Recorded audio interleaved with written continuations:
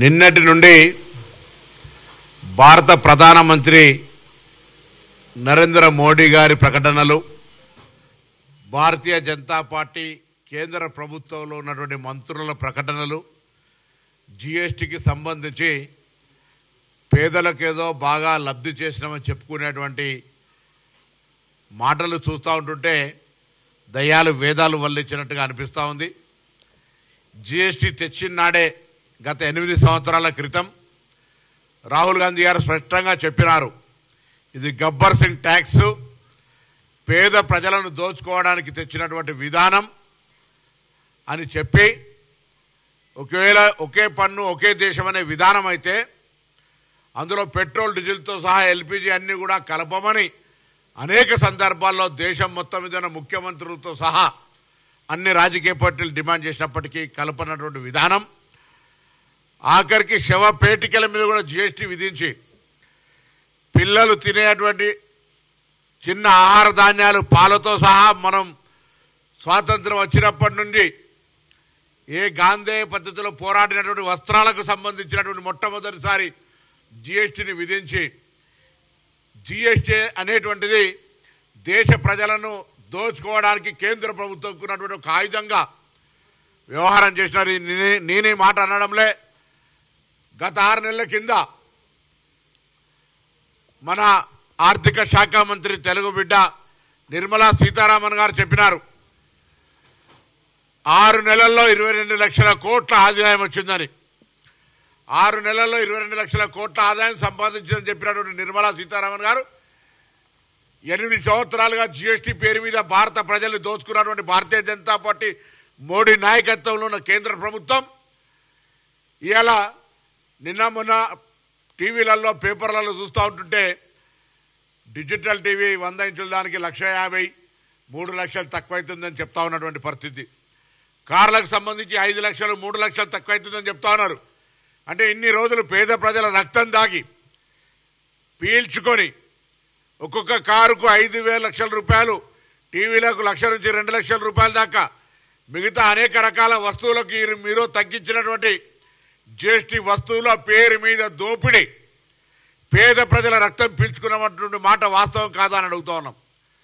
నిన్న మా నాయకుడు జయరాం రమేష్ గారు ఢిల్లీలో చెప్పినట్టుగా దేశ ప్రజల నుంచి 8 సంవత్సరాలు అందినంత దోచుకొని జీఎస్టీ పేరున నామకరణం చేసి దాని పేరు మీద దేశంలో ఏ ఒక్క కొత్త ఇన్ఫ్రాస్ట్రక్చర్ జీఎస్టీ ట్యాక్స్ ద్వారా ఈ యొక్క ఆర్థిక పరమైనటువంటి అంశాల లాభం ద్వారా పేద ప్రజల నుంచి వచ్చినటువంటి పన్నుల రూపం నుండి ఈ నిర్మాణాత్మకమైన పని చేసినామని చెప్పుకునేటువంటి పరిస్థితిలో లేని సందర్భంలో అంతర్జాతీయంగా జరుగుతున్నటువంటి పరిస్థితులను దృష్టిలో పెట్టుకొని మార్కెట్ యొక్క నైతిక విధానంలో మార్కెటింగ్ అంతా పడిపోతున్నటువంటి సందర్భంలో తప్పనిసరి పరిస్థితుల్లో ఆర్థిక విశ్లేషకుల యొక్క సలహా మేరకు ఇలా మరొకసారి ఆర్థిక సంక్షోభం వచ్చేటువంటి పరిస్థితి నుంచి తప్పించుకోవడానికి తీసుకున్న నిర్ణయాన్ని పేద ప్రజల సంక్షేమం కొరకు చేసినాం.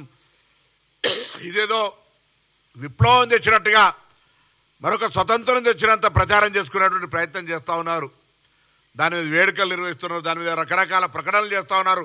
అదే పెద్ద ఉన్న పన్నును, అంటే మీరు వేసి 8 సంవత్సరాలు ప్రజల నుంచి పీల్చిన పన్నును కొద్దిగా తక్కువ చేసి మేము చాలా గొప్ప సాధించినామని చెప్పుకుంటే ఇంతకంటే మూర్ఖత్వం ఇంకొకటి ఉంటుందా అని అడుగుతున్నాం.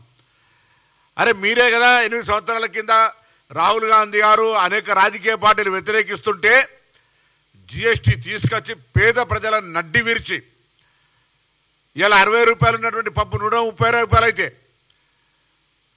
10 రూపాయలు ఉన్నటువంటి 20 రూపాయలు అయితే, నిత్యావసర వస్తువుల ధరలు 100% పెరిగితే ఇలా అవన్నీ తగ్గుముఖం పట్టినాయి ఆ మార్కెట్లో. దీనివల్ల కన్జ్యూమర్కి ఏం లాభం జరుగుతుందో ఒకసారి ప్రభుత్వ పరిశీలన చేయండి. ఇలా పెరిగినటువంటి ధరలు మీరు జీఎస్టీ తగ్గించడం నెపం మీద చేస్తే క్షేత్రస్థాయిలో ఎవరికైనా లబ్ధిదారుడికి, ఎవరికైనా కన్జ్యూమర్కి లాభం జరుగుతుందో ఒకసారి చూడండి. ఆర్భాటమైనటువంటి అట్టహాసాల పునాదుల మీద ఓహో మేము జీఎస్టీ తగ్గించడం పెంచింది ఎవరు, జీఎస్టీ పేరు మీద రక్తం పీల్చింది ఎవరు, ఇలా మేము దొడ్డు పైపు 1 HP మోటార్తో పీల్చింది, ఇలా 25 దానికి సంబంధించినటువంటి పేరు మీద పీల్స్తామనేటువంటి ప్రయత్నం జరిగి మేము పెద్ద గొప్ప చేసినాం, మీకు ఏదో రిహాబిలిటేషన్ చేసినాం, మీకు పెద్ద ఉపాధి చేసినాం, మీకు పెద్ద బెనిఫిట్ చేసినామని చెప్పుకొని పండుగ ముందర సంబరం జరుపుకోమని చెప్తున్నారే. కనీస లెక్కలు దేశంలో ఎవరు చదువుకోలేదా? లెక్కలు తెలివాయా? ఎవరిని మోసం చేస్తా ఉన్నారు వీళ్ళు? తెలంగాణకి ఇవాళ ఈ జిఎస్టీ తగ్గించిన పేరు మీద 7,000 కోట్ల రూపాయల నష్టం వస్తూ ఉంది పన్ను రూపంలో. రైట్, మరి పేద ప్రజలకు ఏమైనా లాభం జరిగిందా? పేద ప్రజలకు ఎంతవరకు జరుగుతుంది? దాని గురించి ఆలోచన చేసేది లేదు. రాష్ట్ర ప్రభుత్వాలు ఎవరికైతే వాళ్ళే, ఈ దేశం ఒక రాష్ట్రాల కూడికకు సంబంధించి, ఒక రాష్ట్రాలకు సంబంధించినటువంటి 29 రాష్ట్రాలతో ఉన్నటువంటి దేశం ఇది. ఫెడరల్ సిస్టంలో ఉన్నాం మనం. రాష్ట్రాలకు సంబంధించినటువంటి పట్టింపు లేదు. ఆర్థికపరమైన అంశాల మీద ప్రభుత్వాలు సహకారం అందించేది లేదు. అందులో ఒక కాంగ్రెస్ పార్టీ పక్షంలో ఉన్నటువంటి అధికారంలో ఈ ప్రభుత్వానికి భారతీయ జనతా పార్టీలో లేం కాబట్టి పూర్తి వివక్షపూరితంగా బడ్జెట్ కావచ్చు, నిధుల కేటాయింపు కావచ్చు, అభివృద్ధికి సంబంధించి కావచ్చు, అన్ని రకాలుగా ఇవాళ తెలంగాణకు అన్యాయం చేస్తున్నటువంటి పార్టీ ఇది. కేంద్ర ప్రభుత్వం బాధ్యత లేనట్టుగా వ్యవహరిస్తూ ఉంది. తెలంగాణ మా భారతదేశంలో అంతర్భాగం కాదన్నట్టు వ్యవహరిస్తూ ఉన్నది. ఇది కూడా ఆలోచించాల్సిన అవసరం ఉంది. తెలంగాణ ప్రజలు ఆనాడు జిఎస్టీ పెట్టినాడే వ్యతిరేకించిన party Congress party. Gabbar Singh tax, GST అంటే పేద ప్రజలకు రక్తం పిలవడానికి గబ్బర్ సింగ్ ట్యాక్స్ పేరు మీద నరేంద్ర మోడీ పెట్టినటువంటి విధానం ఇది. ఇలా దాన్ని ఏదో తగ్గించి గొప్ప పరిపాలన మార్పు చేసినాం, పేద ప్రజలకు న్యాయం చేసినాం, పండుగ జరుపుకోమని చెప్తున్నటువంటి విధానాన్ని కాంగ్రెస్ పార్టీ పక్షాన తీవ్రంగా ఖండిస్తా ఉన్నాం. ప్రజలకు అర్థమయ్యే విధంగా చెప్పే ప్రయత్నం చేస్తాం.